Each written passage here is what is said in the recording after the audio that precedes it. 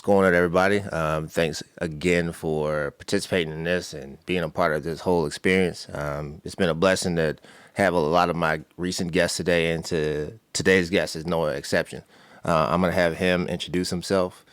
He's calling in on this one, so we're doing a little different this time. So, Rocky, you there?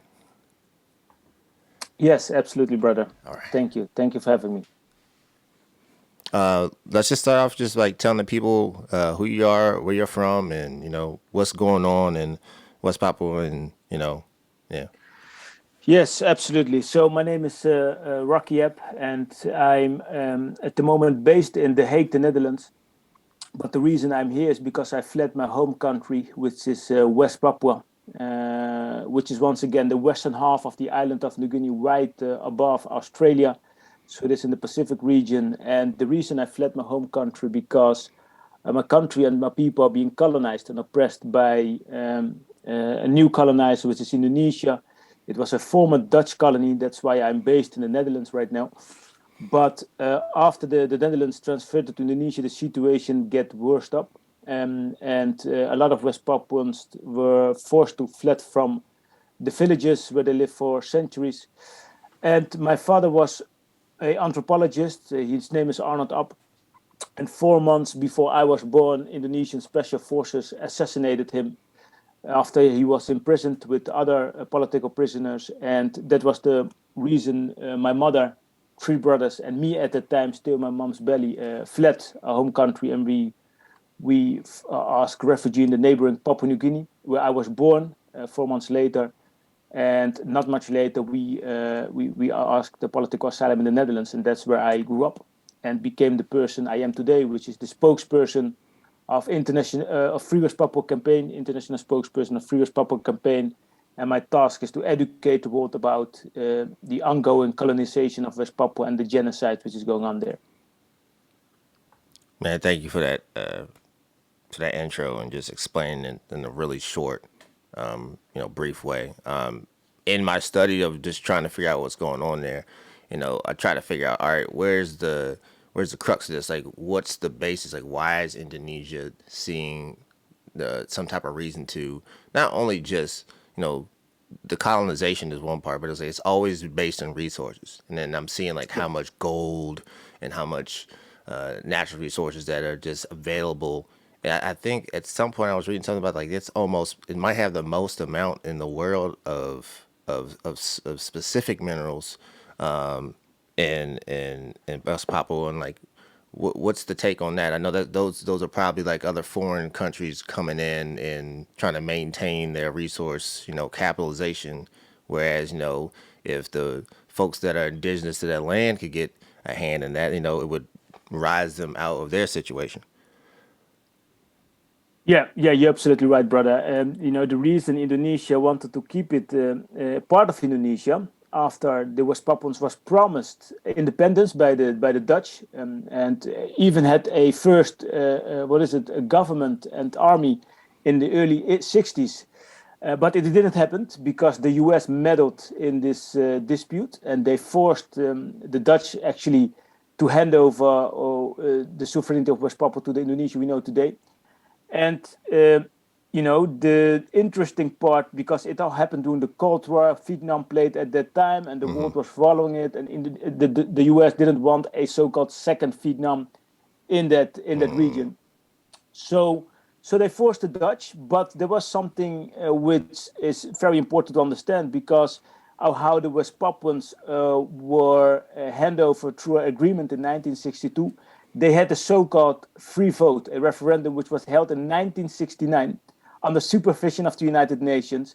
But the outcome was already decided, because 2 years before the referendum in 1969, the Indonesian government and the United States, Freeport-McMoRan, a U.S. Owned mining corporation, signed an agreement signed a pact for that gold mine, which is currently the world's largest gold mine and second largest copper mine in the world, Wow. right in the heart of West Papua. Okay. So, that shows the economic interest from the United States point of view, and why they wanted to muddle it up and keep it a secret until this day. Yeah, I saw that the so-called vote was really, you know, a population of over almost 1 million people that were eligible to vote. There's only 1,000 people that actually ended up voting, under duress, under coercive measures. So that's the justification. It's like, oh, they had their own, self determination. See, we had a vote. See, and it's Exactly. a joke of a vote. So obviously, folks rebelled. Obviously, folks, made some noise, and we're talking about the '60s to now. What's it look like on the ground now? It's a pretty much media blackout because the Indonesian government pretty much shut down the internet and doesn't allow journalism in currently. What's it look like right now? Yeah, the situation is getting worse every day.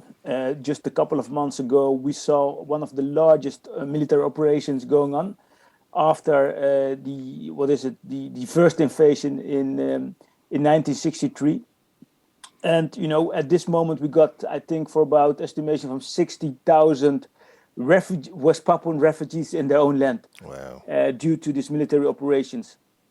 And the numbers which NGOs are estimating since Indonesia had control of West Papua, which is just 60 years ago, it's not far away, it's not 100 years, this is 60 years ago, Hmm. we got more than 500,000 West Papuan victims. That's one third of our entire population. So this is really a genocide happening in it now. When we know, we're talking about slavery, we have this, Black Lives Matter movement, which is important, but these are the Black Lives stories which have been kept a secret Yeah. for more than 60 years, with a genocide happening on the doorstep of Australia. And where these huge mining corporations from the US are making profit out of Black lives being killed once again. Yeah. And this is the narrative we missed in the mainstream media like CNN, BBC, and so on. Yeah. Yeah, I feel like distance kind of separates and cuts us off. But when I started to actually, dig a little deeper, and I'm like looking at the folks that are there, I'm like, oh, these people look familiar. Like they look like people I would see in my normal walk of life. I would go see my family, my friends. Like they look like us, and I'm like, okay. And then I saw what's my brother's name, Mr. Winda.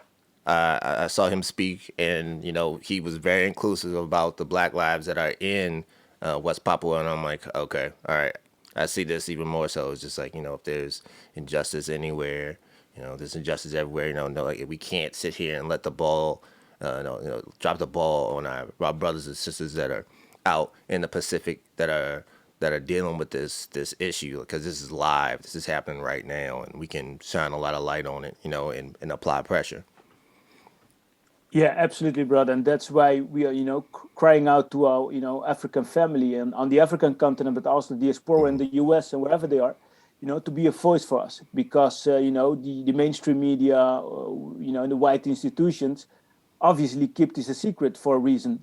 And, shining a light with Afghanistan on a daily basis. Right. But these kind of stories, they kept a secret for more than 60 years. So what is happening? Why do they do that? Yeah. So we need to be a voice, and that is what we are trying to do to share, to break the deadly silence, and to make sure that the people are knowing, finding out what is happening there about the Hmm. genocide and ongoing colonization of Black Melanesian people in the Pacific. Yeah. I see some of the laws that the Indonesian government has passed right now. That the Morning Star flag it's illegal. It's like propaganda that is not allowed to be just like shown or displayed. And I know that hurts your movement because that's kind of a rallying symbol for people who believe that West Papua needs to be its own sovereign nation. Are there like means to help fund you all's your movement, the merchandise? I mean, I know it's not to be gimmicky, but just like it's if we can't raise the flag there, then we should be able to raise the flag outside of the nation so that we can kind of show solidarity. Yeah, absolutely. It's to understand that you can be convicted with 50 years imprisonment just for raising the West Jeez, Papuan flag. that's crazy. That's no democracy. Or how even under the first U.S. black president, Barack Obama, it made my heart cry that he was, clapping for the largest, democratic country in the world, which is Indonesia, and not, mentioning anything about, the black Melanesian West Papuans who are being killed under Indonesia. But, what indeed, as you mentioned, is giving the West Papuans hope is that individuals and people across the world raising the flag, to shine a light for the West Papuans, that gives us hope. And that is basically the foundation of the movement today. The momentum in the entire Pacific region here in the Europe, but also in the US and the Pan-Africanism movement. Those individuals who raise the Morningstar flag on social media, creating an event like this, shining a light, that is the fire that Indonesia is really afraid of, because that momentum is getting bigger and bigger. Yeah. So it really helps. It really helps. Yeah, I definitely, I'm rocking with you guys, man. I believe in what you're trying to do. Self determination is one of the baselines of what I'm trying to do. Is why this show even exists right now. So I'm blessed to have you here, man. I'm glad that we can have these conversations. And some of the recent, it's crazy. Like when I see some of like the Indonesian like media, I see they'll describe folks in the street as like terrorists. They'll describe, they'll, you know, using all the tropes that colonizers use when they're oppressing, indigenous people and native people to their land. They call them anything and everything to remove their humanity in order to, get the idea in the public space that like, oh, it's okay what we're doing to them. We're treating them inhumanely because they are inhuman. Yeah, absolutely. I think this is a systematic symptom from oppressors, right? We saw it from slavery, Yep. from the Germans versus the Jews at the time. They criminalized those who fight injustice. It's the Right. same tactic of oppressors, and dehumanize them because they're afraid the truth will come out and they will take control what belongs to them. We live there. It's science. The indigenous West Papuans lived there for thousands of years, Right. 60,000 years plus. Right. And now they come in, they make their laws, their colonial laws, criminalize the people who live there for in peace with the world's largest tropical island. So this is the narrative we got. We are breaking it down. It doesn't matter how much money they put in the propaganda. A lie will never become truth. Injustice will never become justified. So we got the truth and international law on our side. The only thing we need is an audience to hear our story. Yeah. And that is why we are very thankful with your allyship. And that is exactly what the colonizers and the oppressors don't like: attention to those who are screaming for justice and bring the truth forward. That's the only thing we do, and we are winning by the day. Yes, sir. Yes, sir. Let's switch gears just a little bit. We kind of talked about this before we started rolling, but Yeah. and I've lived in the Pacific for a little bit, for a couple of years, and I've lived in a couple of islands out in the Caribbean. And the issue that I see that affects a lot of folks is climate change. And I saw you had an event recently that you posted up on your Instagram, and can we talk about that real quick? Yeah, absolutely, absolutely. Yeah. So yeah, so my other, the cap I wear in my activism is like the indigenous climate activist. And why is that the case? West Papua is part of the world's largest tropical island, and it is important for those who wanted to tackle climate change. What I'm educating within this indigenous perspective is the root causes of what brought us to this climate crisis. We must understand that these carbon emissions could exist because of the industrialization of the fossil fuel companies, mining corporations, the cutting of forest, which is happening in West Papua, the Amazon, by this once again, corporations in the global north, the US, England, Europe, and so on. And at the same time, the victims are the small island states who have not contributed so much, carbon emissions. They're the first victims because of the global warming and the sea rising level. Their lives are threatened, their islands are sinking, and cultures are being disappeared. People have to be moved to other parts of the islands.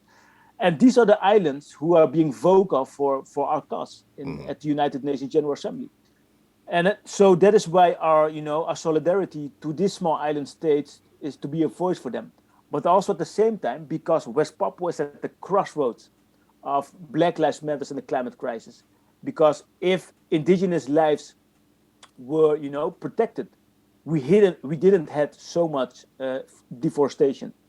And if you understand one of the numbers of the UN scientists, which stated just 5% of world's population exists of indigenous peoples, such as the West Papuans, their way of life have preserved more than 80% of world's remaining biodiversity. This is a fundamental outcome. And at the same time, more than 97% of world's deforestation happens on the same indigenous lands, such as West Papua. So what you see in West Papua is unfinished decolonization, colonialism by Indonesia, greed capitalism, US mining corporation, BP, and we got palm oil companies destroying ancient land, killing indigenous peoples, and with that, their carbon footprint is immense. And these are the root causes of climate crisis. So what I do is I educate people about if you understand what is happening in West Papua, you will understand the start of the climate crisis. And this is the narrative I bring forward. And at the moment, it is shocking, the so-called green institutions talking about solar panels. Yes, of course, we need solar panels. We need windmills. But the first thing we need to do is protect and caring about human lives. Because if we did that, if indigenous peoples had the control of their land, we didn't have this climate crisis. It's a very fundamental but simple narrative. Yeah. And I bring this forward to support the small island states in the Pacific who are being threatened by the sea rising level, a rising sea level. Yeah. Okay. In its short. Yeah. Yeah. What other island nations do you have, like, I guess, under your umbrella? And what have they brought to what have they brought to the table as far as the discussion? Like, I think I saw the UN discussion a couple of days ago, maybe like a week ago or so. I think it was like Vanuatu and somewhere else. I couldn't remember. Yeah. Vanuatu is really the champion for the West Papuan people and for the right of self-determination. They're really the biggest ambassador now. Their government is very outspoken. They facilitate our United Liberation Movement to give them, accreditation at UN gatherings, on site events. So this is an example of leadership. A small island nation who take the moral responsibility to uphold the international law, reflecting it to the big powers who you always talk about justice and peace. Right. But when it's come to that point, they're looking the other way. And Vanuatu have shown the opposite. And because of their leadership, West Papua have been put on the agenda of the Melanesian Spearhead Group, which exists of 5 countries: Papua New Guinea, Vanuatu, Fiji, Solomon Islands, and New Caledonia, Kanaki.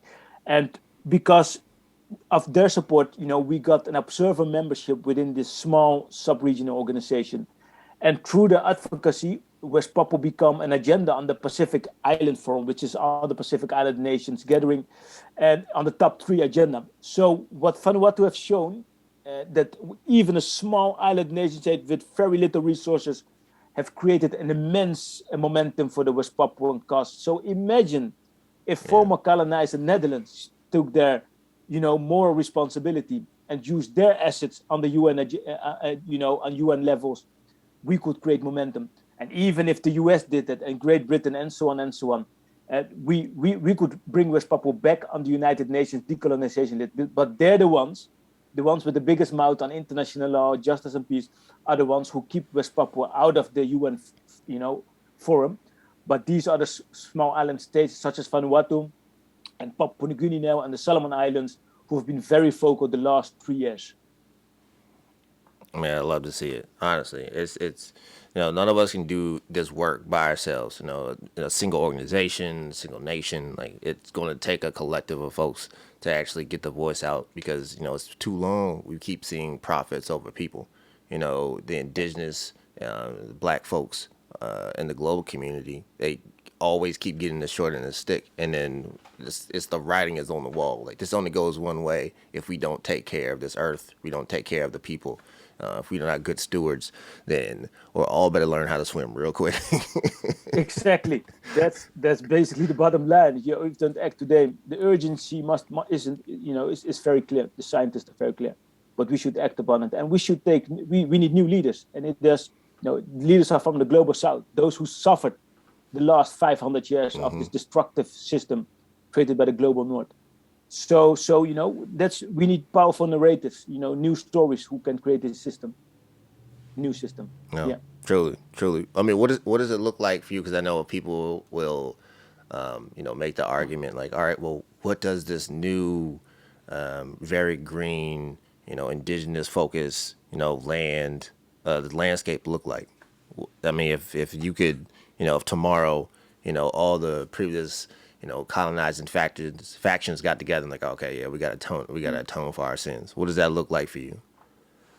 Yeah, this is an interesting question. I think the vision we have, and we're gonna launch very soon at the upcoming climate summit in Glasgow, is a so-called green state vision. So when we got independence, we're gonna show the world how customary ownership by the indigenous Papuans, a so-called indigenous-led democracy, Mm. looks like. So we give the power back to a system which functioned more than thousands of years, which is indigenous tribal leaders who will sit on the table and decide what is good for their land and for their future generations and for their people villages. So we're gonna roll out this kind of values and way of sharing power, taking decisions to a level, a governmental structure lined up with the ones we know today, but upholding the values of the indigenous tribes more than 215 West Papua to be implemented in our national laws and our policies. That is the vision we have, and we've done that more than thousands of years. The only thing we need is to firstly to take back control of our country, so we take the decisions how we're gonna build our country, how we're gonna build infrastructure in line with our values, and there will be no profit.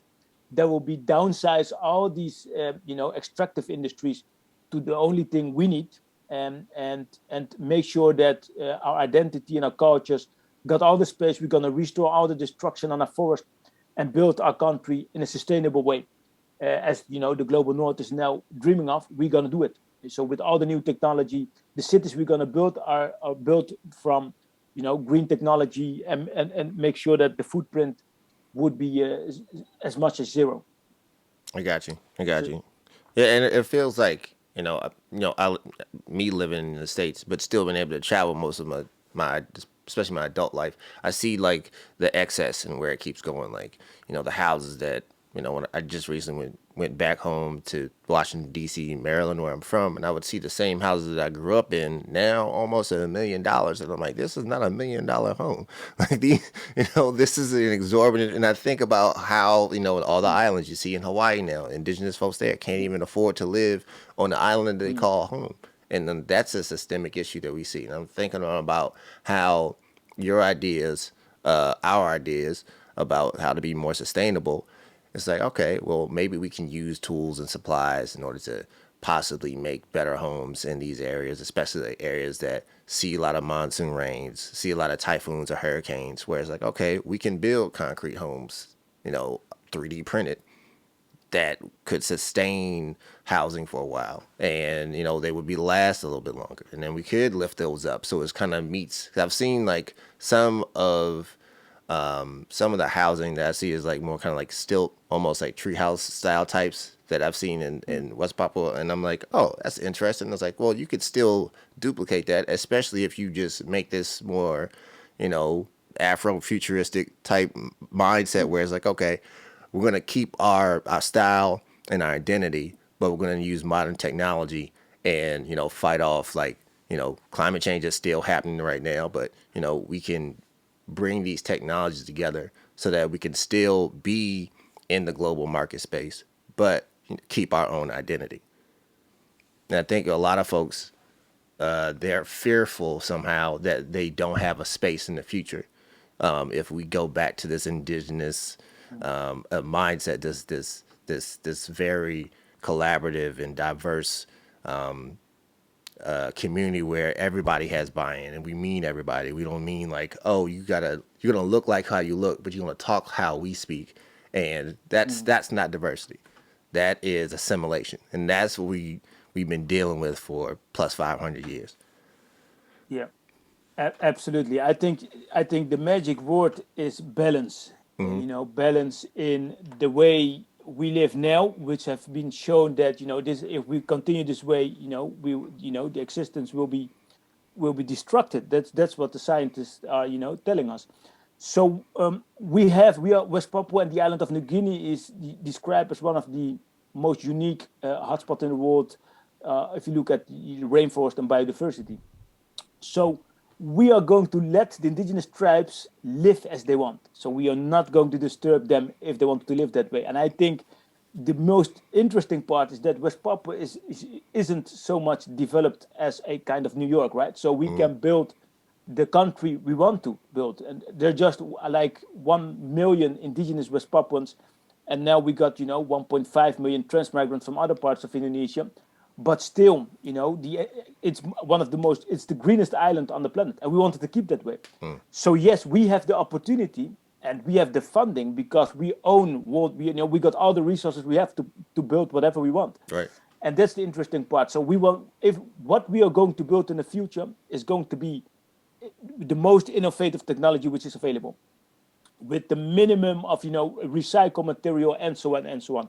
So the cities we're gonna build are being the most modern you can think about, in line with the green transition the global north is going to to make, to prevent a further climate crisis. So I think that's the perspective we have in a vision, but also our core values in front of it. So we will never lose the tribes we have in West Papua, and their way of life will always inspire us to not forget where we come from and to keep the island as green as possible.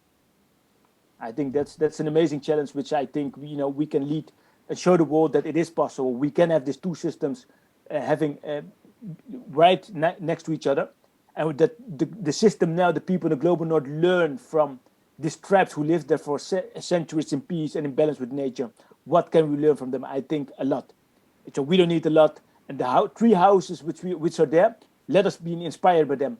How they are still very happy with, basically, from our point here, they have nothing, but they are very happy than all the depression in our society. So what can we learn from each other? Yeah. And I think that balance is something we need to share with each other. Yeah, I mean, it really feels like a less is more, like lesson when I see a lot of folks who are living in quote unquote poverty, who are living but it's like they've figured out how to make this work for this whole time. Like, why are we projecting these Western ideologies onto these folks, Exactly. expecting for them to like raise themselves up and be on our level when they clearly have been able to fend for themselves. They can clearly survive. They can clearly, practice self-determination, and they're good to go. Like you said, there's something to be learned, watching these people do their thing. You're absolutely right. I think if you look at the current status of the planet Earth with this global pandemic, with the climate crisis and all the other challenges among each other, we humanity, we call ourselves, high in IQ. But let us reflect on the state of the planet Earth. We've bring it to the edge of destruction. What is science and innovation? What does it mean? What does development mean? From the 4.6 billion years of life to just less than 10 years to prevent irreversible destruction of Earth's ecosystems. This is madness. So those who were described as wild and primitive, the indigenous peoples in West Papua and elsewhere in the world, these are the ones who are guiding us, showing that what life should look like. You have nothing, but you have each other. I think this is a moment to reflect on where science and innovation had brought us as humankind. So that is an interesting discussion which I bring forward, for students at university to reflect on what our educational systems educate us really Right. about, human to human, heart to heart, human to nature relationship. It doesn't learn us anything. No. It creates divisions among people and division among people and nature. And that is why we see all this pandemic, all this crisis, because we are disconnected from each other and from nature. And that is where indigenous peoples all across the world could learn us a lot of interesting things. No, 100%, man. I totally agree with you. I feel like we are living like in an antagonistic relationship with nature, where we could, like you said, living in balance. And I don't think I've known in my lifetime that type of balance living in nature. Thankfully, I've been able to travel enough and like the folks who live here who are indigenous to Alaska, like seeing how they live and how they've kept their art and how they've used every resource and everything that they put their hands on that they can get from the water, that they get from the land. They use every bit of it. And there's a lot less waste. And that's just like, oh, this Absolutely. is genius. This is how you're supposed to live. Absolutely. Yeah. I think that's a responsible way of living with your environment. Yeah. Caring, respecting your environment and using everything you have, and if needed, recycle it. And that is the way forward. I think that's the only way forward. We must understand that the way we live is above the limits of planet Earth, and we must change and radically and very fast. Yeah. And the people who've been leading us this way in balance are indigenous communities. So Yeah. that's where the stories has to come together, so we can make that system change we need. 100%, brother. Hey, we've been running for about half an hour, man. I really thank you for your time. Tell folks where they can, help, reach out, support. What's the websites like? If folks can show up on the ground, like how can they help out? Yeah, thanks. First of all, thank you. It was really a pleasure for me to be here. And if people are inspired and willing to show the support, they can go visit our website, which is www.freewestpapua.org, and you will find all the information regarding the situation there and how you can take action yourself. But also our social media channels. We got Facebook, we got Twitter, we got Instagram. So yeah, please join and follow us and share the messages. So and with that, you shine a light and give the West Papuans hope. Thank you very much.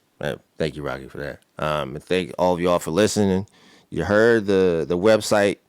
Get use your thumbs and get to work. We can all do some work out here. So appreciate you. Thanks again, Rocky. Until next time. Night show.